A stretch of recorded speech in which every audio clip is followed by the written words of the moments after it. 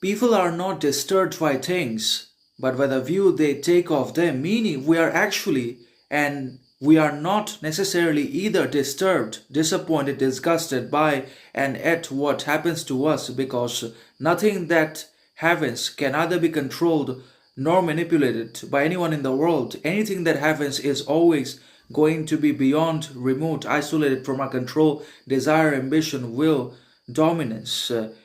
No matter our knowledge, success, possession, wealth, fame, we may have all those things in our lives and also other external, materialistic, societal reputation and riches, but still we cannot control the unfolding and unraveling of external events and outside conditions and people's behaviors,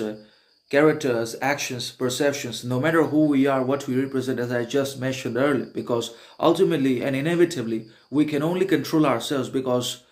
the only control we have is over ourselves and ourselves only, as well as our character, mentality, perception, mindset, outlook, and that directly translates into actions and reflects upon our behaviors, communications, and exchanges and relationships with others around us in the society. And the same goes for the others as well. The others can also, and they will only be able to ultimately control themselves and not us. And we can also control ourselves, not the others. So that's how this paradox and contradiction works in ways we cannot or we do not always understand, approve of, or acknowledge because we always believe if we're good, just, fair with others as well as in ourselves, then we are always going to be able to control, change, dictate the one another's behaviors, characters, actions, ideologies, knowledge, education, profession, and everything else. But that does not really ultimately happen, and we are driven into the abyss of despair, disorientation, depression, dejection because of these expectations, desires, and demands.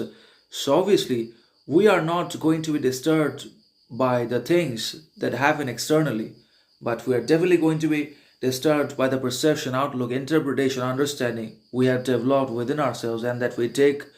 and have over them that happens to us because we cannot be disturbed by the happening and taking place of things which we can neither control nor dictate because external things and realities unfold, unravel in accordance with their own principles and sovereignty and rules that is already dictated by the universe and not ourselves. So obviously it's our perception that either determines and becomes responsible for our happiness, growth, progress, learning, prosperity, content, or pushes us into the basically mountain